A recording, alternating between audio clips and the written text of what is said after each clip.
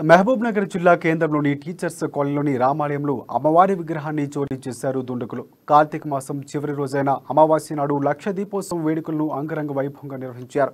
ఈ క్రమంలో చోరీకి ప్లాన్ చేసిన దుండగులు రాత్రి 2 గంటల సమయంలో సీతమ్మ ఉత్సవ విగ్రహాన్ని ఎత్తుకువెళ్లారు. సీసీ కెమెరాల ఆధారంగా పోలీసులు కేసు నమోదు చేసి దర్యాప్తు చేస్తున్నారు. ఆలయంలో ఎప్పుడు ఇలాంటి సంఘటన జరగలేదని ఆలయ కమిటీ వారు తెలిపారు.